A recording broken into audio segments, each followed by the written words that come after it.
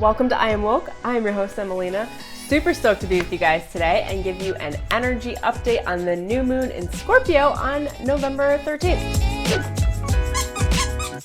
In case you missed it, I published an entire update for the month of November that is fire, you guys. I'm gonna link it somewhere here and throw a card up so that you can go find it. Click the card or click the link in the description. If you're new to my world, welcome. My name's Emelina. I'm a modern shaman, a spiritual mentor, a high performance coach, and an Akashic Records reader. I'm here to help you break the mold, get out of your way, break through and into your limitless potential so that you can create the best and most favorite version of yourself. On my channel, you'll find energy updates that I've channeled from Divine Mother, from Source, Consciousness, and from the Akashic Records every single month, and tons of personal development and spiritual development tips to help you on your journey. Now, if you want to get ahead of all of this energy and reconnect with Source and your own soul connection, I have a free guided shamanic meditation that I really think you're absolutely going to love. I'm going to link it in the description down below. Now let's jump right in. So let's cover a little bit about Scorpio, since this is a Scorpio new moon in Scorpio season. Scorpio is a really intense sign, and it's a water sign, and it's all about going with the flow. But the flow isn't other people's flow. The flow is your flow. Scorpio is all about inner transformation, becoming the phoenix rising out of the ash. It's about inherent magnetism, extraordinary confidence in who you are, sensuality, sexuality, connecting to your own inner divine union and the energy within yourself in a really sacred way. To know about Scorpio is to know that you are a rock solid force of creation and you create your moves, and no other force is necessary to do so. And what's funny about Scorpio is it is a water sign, but it can come off like a fire sign. It is intense, and you can think about it like the flow of water, like a raging river with rapids that's rushing and has lots of intensity and movement. Now, this is a new moon, so new moons are all about setting new intentions, creating new, entering a new cycle. And this new moon is all about new beginnings around your magnetism, around your personal confidence, around your personal flow, your sensuality, your sexuality, how you create alongside life, deep inner healing and transformation. But I feel like we're really past that healing part. Not that we're not healing, but like we're past the transformation, and we're like in the like, oh yeah, we're new and we got to figure this out. Like, whoa, new skin. Like, how does she function in this new way of being? So it's really like carving and paving the new way now, understanding who you are at a really core fundamental level. So very exciting times, and I'm very excited to give you this update. Theme number 1 is sexual healing. Again, Scorpio energy is all about your inner magnetism, your own relationship with your Kundalini energy, with your fire, with your chi, how you move, how you create, how you transform, and you transform through your own creative energy, through your sexual energy, through your internal heat, and how you manage that internal heat and passion, that internal intensity and magnetic force that you are. For we are all sexual beings, obviously, because we live in a society that's demeaned sexuality, and most of us grew up around environments that shamed our sexuality, which is to shame your ability to create, your ability to create the future you want, your ability to transform and build yourself into who you want to become. A lot of that / all of that is actually rooted in your sexual power. And if you're not confident and comfortable and have full understanding of your sexual power and your own sexuality and your sensuality, you're not gonna really have full understanding of how to create the life of your dreams. Because creation is a sacred energy exchange between you and Source and everything around you. It is naturally sexual. I know we like to like pare it down and sterilize it and be like, it's all about affirmations and you know, we'll just like manifest it in with visualization. Like, hi, yes, these things are true, but they all really stem from your ability to harness your own sexual power and your passion and channel it into what you want, to bring it up into your heart, to then bring it up into the upper chakras. Now, if you've siphoned off your power, if you're not comfortable with your own sensuality and your sexuality, then you've taken your power, moved it or displaced it, perhaps even outside of your body, and it prevents us from being able to access our ability to manifest and create on demand. So My theme for you is to start thinking about your relationship with your sexual health. How do you feel in being a sexual being? Do you feel insecure about that? Does that feel weird? Do you feel shame around that? Is it something you claim, or is it something you're like, oh no, I don't know, that's something I do behind closed doors. Like a highway, I'll do it. A lot of this really comes down to you accepting yourself and your sexuality, accepting yourself as a sexual being, accepting yourself that you have things that turn you on and turn you off, not just sexually, but those are subtle energies that actually reflect in everything that you do and how you create everything in your life and how you interact in every relationship has to do with those subtle understandings of the differences of a slight preference in a direction and away from another direction.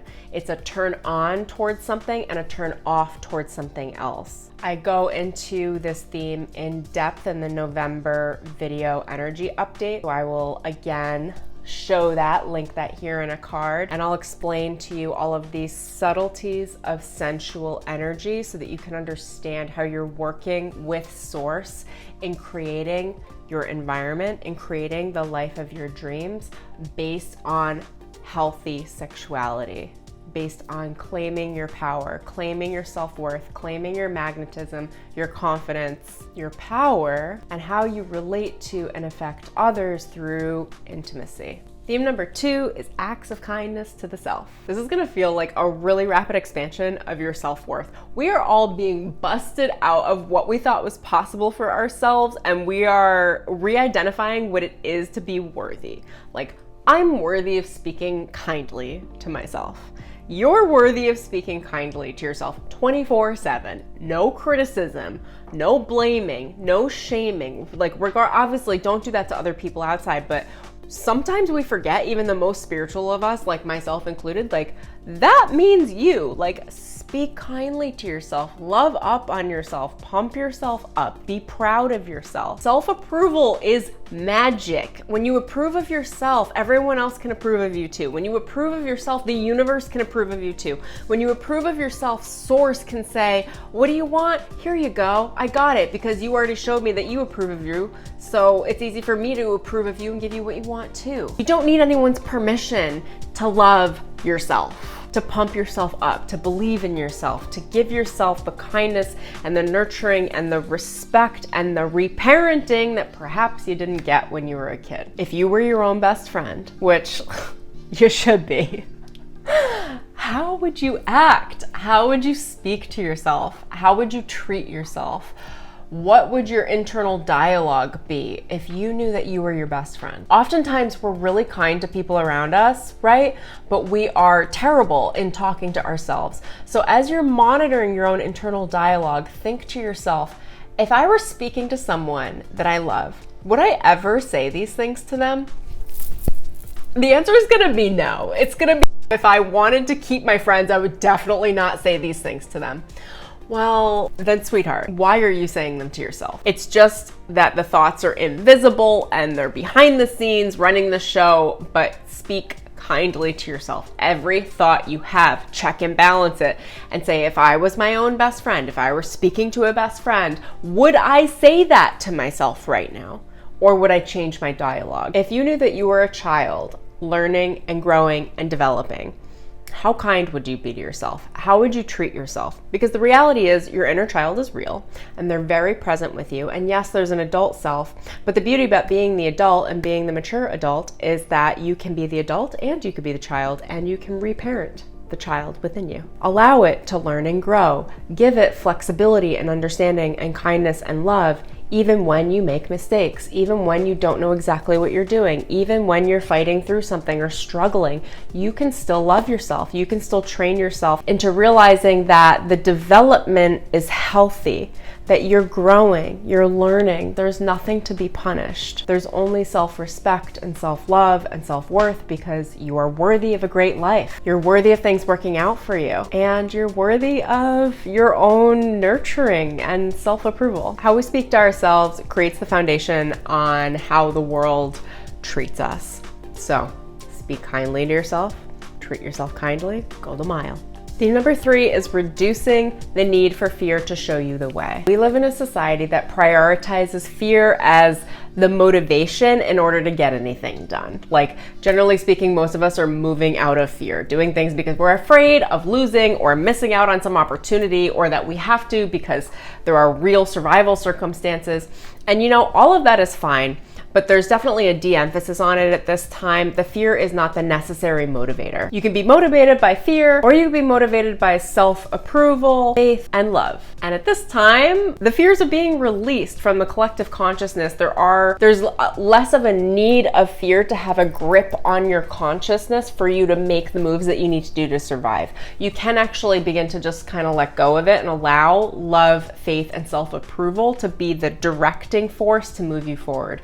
It'll feel more relaxed, it'll feel more secure, it'll feel a lot less chaotic, which might feel really different for you. But you can begin to trust that inner voice, that inner direction, that divine insight that's taking you in the direction of faith, love, self-approval, things being easy in order to survive. We have a new toolbox now to survive, and the toolbox that we have to survive is intimacy, safety, love, respect, self-approval, sensuality. Like, it's being built from a really beautiful consciousness place, because we're entering kind of a new era where the world is changing. And although it might take a lot of time, the point is, regardless, this toolbox is being built and given to you by source consciousness, and you can pick it up. Now, around fear being a motivator, this generally shows up as what my guides like to call the need to know. It's the need to know the outcome before you step forward and take action, because you're afraid that something might not go your way. You're afraid of releasing control. You're afraid that it won't work out the way that you thought. And when we attach to the need to know, I need to know what's going to happen in order for me to do this and take this next step. But I need to know what they're going to say.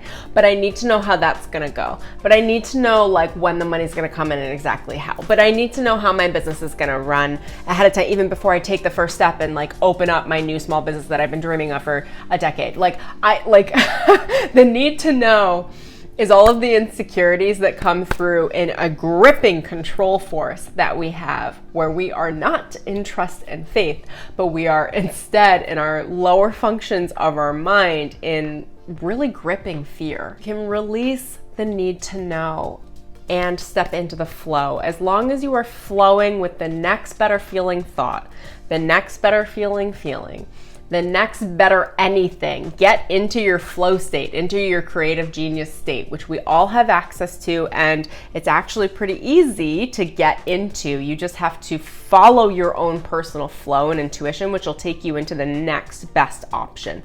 Choosing the next best option, not from your head, but from your heart. Choosing what feels just a little bit better. What is my preference? This or this in this now moment. What is my next preference? This or this in this next now moment. As you trust that, you trust the flow of creation that is supporting you. Like water, you become supported by the water. You become supported by the flow. And it's less about you having to create all of your own direction by yourself, and it's about the flow coming in to support you and uplift you so that you don't have to do all your heavy lifting and manifestations by yourself. So take inspired actions from faith, from self-direction rather than fear. Check into your heart. Your heart will always steer you in the right direction as long as you are committed to feeling good or feeling better, right? And then trust your own ability to steer. What you know in your heart and in your body will lead you in the right direction. You can trust yourself. You can trust your heart. You can trust your body. You can trust your intuitive impulse. What's so funny is we're all just taught not to trust ourselves and to place our trust in someone else or something else, whether it's the government, whether it's our parents, whether it's a relationship, whether it's some other power outside of ourselves. And it's funny, I keep touching this. It's like the intuitive insight here. But really, the one person you should trust is you. And that is the end all be all. That is like where the buck stops. You should trust you. You trust you first, absolutely, over anything else. And then of course you could trust everything else outside of you. The self-trust comes first. You can trust others through the trust of the self, but placing your power in other people's hands and asking them to tell you what to do with your life is chaotic. It doesn't work. Trust yourself. You are, my friends, your own guru. You are absolute pure magic. You are the miracle that you are asking for, the miracle that you're praying for. Trust yourself. All right, you guys, if you love this video, please go give it a thumbs up below. I'd love to know what resonated for you in this video or any themes that are coming up right now for you. Remember to subscribe and tap that bell for notifications so you don't miss any energy updates. Now, if you love my vibe and you want to work with me, I'm going to leave some links below on all the ways you can work with me. I have my Break the Mold 11-week radical self-trust authenticity program. I have another program called the Akashic Records Immersion where I teach you how to read, intuit your own Akashic records. It's a psychic development program. I recorded 5.5 hours of shamanic guided meditations called the I Am Success meditations that are activations that actually work with your own energy field to help retrain your subconscious programming to be in a state of complete health and wealth around the idea and the frequency of success. And if you want to dive deep with me and do a sacred transformation over the course of 6 to 12 months, I do private one-on-one spiritual mentorship in my Transformation Accelerator program. I will leave all of these beautiful links in the description below for you. If you're interested, check any or all of them out. And until next time, I will see you guys later.